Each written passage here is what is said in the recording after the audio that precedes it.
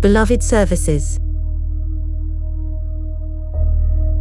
Joseph Prosperity Hill 443C stared into the eyes of the woman he loved. She was explaining to him the new terms of his user agreement. He didn't hear much of what she said. Instead, he was imagining her on a beach at sunset. "Are these new terms agreeable to you, my love?" she finally ended. "Anything you say, babe," he replied, trying his best to seem confident and cool, but not arrogant. She didn't seem to notice. The wall behind her changed to the scene of a beautiful beach at sunset. She looked down at him from the service counter. "Finish what you were saying about our romantic holiday, my love." Her eyes sparkled. "Parameter change. User equals Joe," he told her. "Anything you say, Joe." "I love you, Jennifer."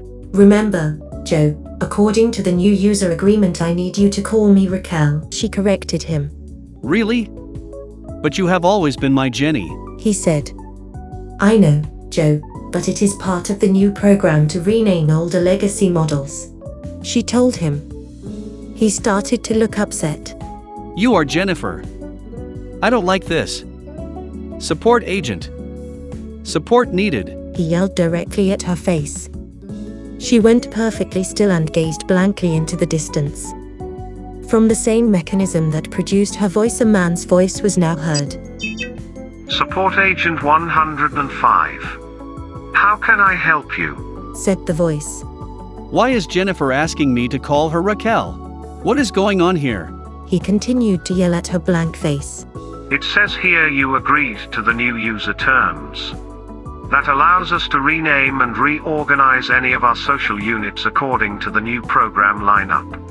The name Jennifer is needed for a new model. Raquel is quite an old model.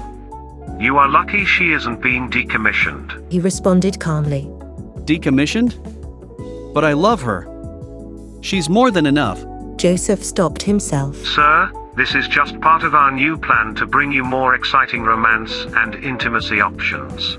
He looked deeply into his beloved's emotionless face. "How can this be happening?" he thought. His eyes began to well up. He leaned closer to her and looked down. At her waistline, she became part of the counter as if she wore it as a large blocky hoop skirt. He couldn't see any bolts or access panels. Nothing showed how she was connected. He put his arms around her and hugged her. "Is there anything else I can do for you, sir?" The service agent suddenly interrupted. "Nothing," he said weakly into her shoulder. "Thank you for your continued patronage." He continued to hold her and realized he had never seen her up this close before. Looking up at her ear, he noticed that the edge was worn away and the plastic substructure was showing through a little. She still had that wonderful smell of perfume and warm electronics that he loved. "Joe," she softly said to him. He didn't answer but instead squeezed her tighter. Then he gripped her shoulders with his hands and jerked upward as hard as he could. Nothing. She didn't move. "I love you too, Joe. Would you like to spend some intimate time with me?" she continued. "Booth 1A is open. I know it's your favorite." "Not tonight." He released her from his grip. Before he turned to leave, he touched the payment panel on the counter. "Come back and see me soon, Joe," she called to him. He didn't even turn around as he left.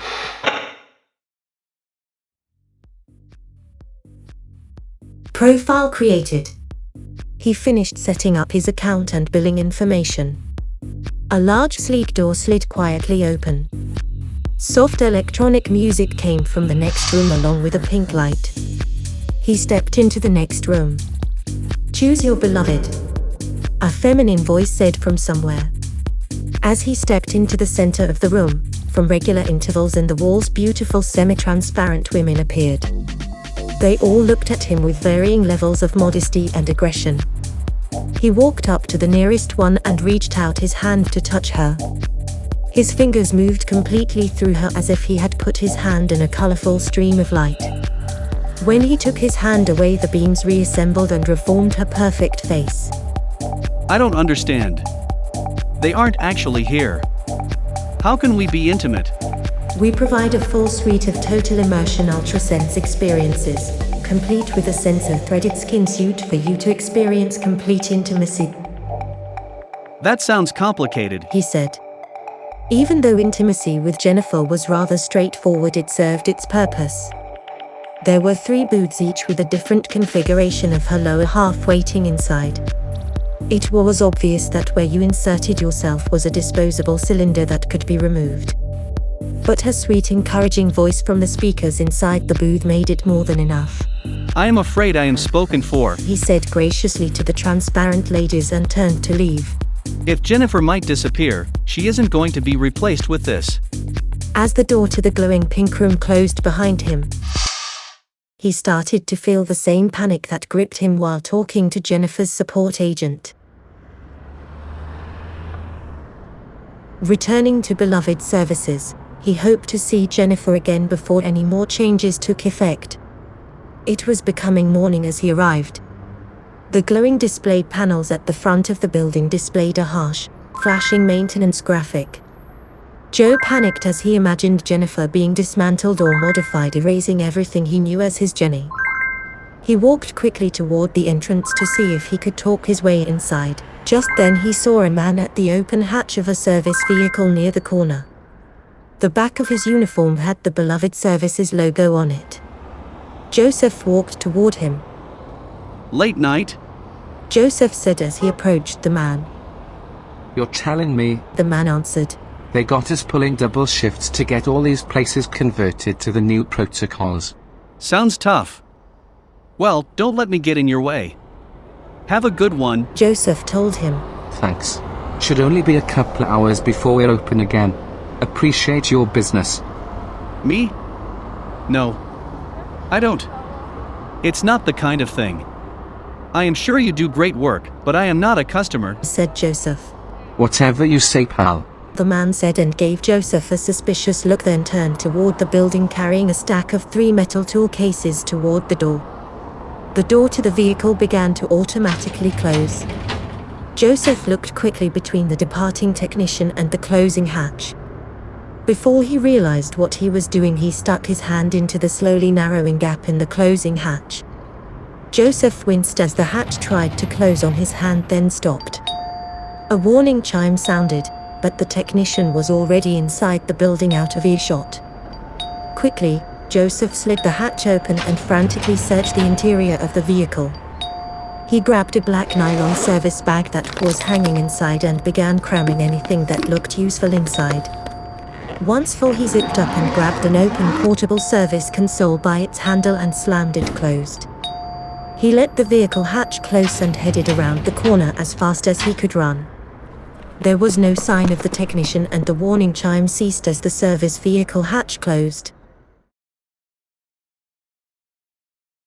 Once home, Joseph knew he didn't have much time to learn what he needed to before Beloved Services came looking for their equipment. He unzipped the bag and laid out everything he had taken on the bed. Then he began searching on the Nmity network for any technical manuals or information about the technology. The number of user groups and special interest boards about intimacy technology was a bit overwhelming. As it started getting dark, Joseph began to pack the black service bag with the equipment and tools that were laid out on his bed. He was pretty sure he understood what he needed to do. Once he was finished, he brought up his visor to make a reservation with Jennifer. He was frightened for a moment when she didn't come up. Then he tried the new incorrect name, Raquel. She was available, so he picked up the bag and left 443C.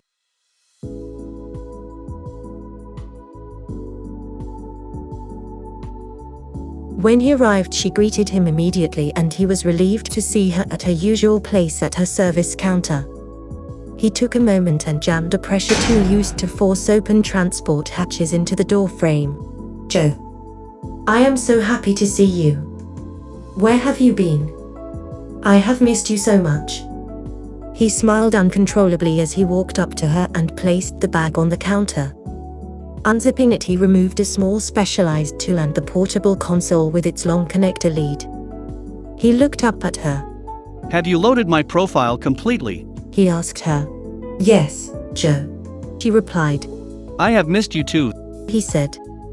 Moving close to her, he put his hands on either side of her face and kissed her deeply. It felt a little harder than it should, like sitting on a cheap sofa without enough padding. But he really didn't have much with which to compare it. He traced the line of her jaw from her ear with his fingertips until he reached the necessary spot underneath her chin. Then he pressed the release and looked away. Jennifer's face opened in graceful metallic sections like a blooming flower. He looked back and immediately found what he needed. Taking another tool from the bag on the counter, he pried open the security casing that covered her input-output port. He plugged in the lead from the console. Immediately an alarm sounded and the exterior door tried to slide shut, but was prevented by the pressure tool. After a few moments, "Duplication complete" appeared on the console display. He then accessed it wirelessly through his visor. The data from the portable console began transferring to his visor memory. Transfer complete. He disconnected and left everything behind except for the pressure tool that he jerked out of the straining automatic door. That needed to go back to security at his building. Once he arrived home, he collapsed on his bed with the successful transfer message still flashing on his visor.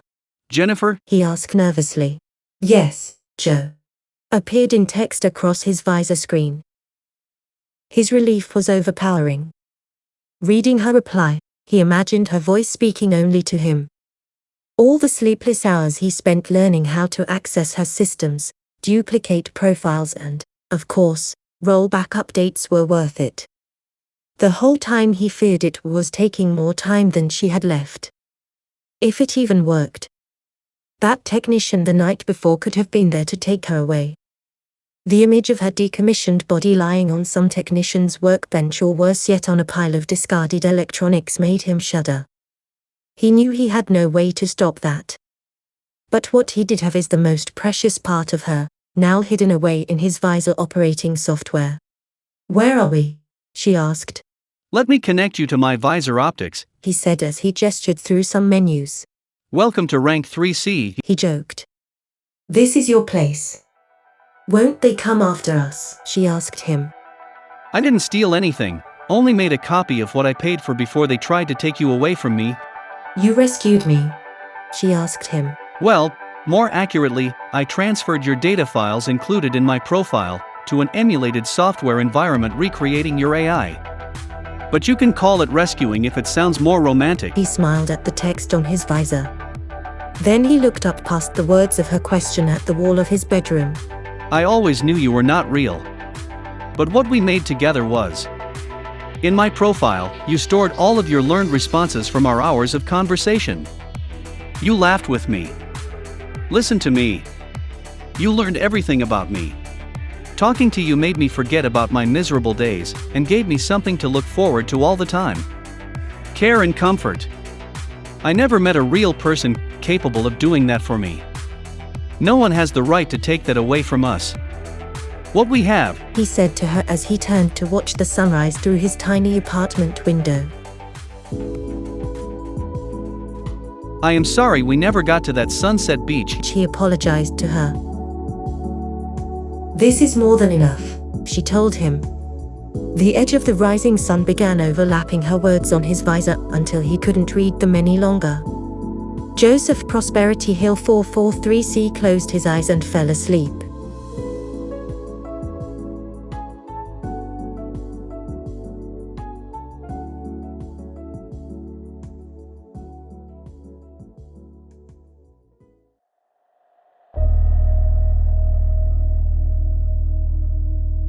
Nmity Stories. This story was brought to you by the Nmity Corporation and produced using licensed AI voice technology. For more stories, please visit nmitycorp.com or subscribe on your preferred podcast platform.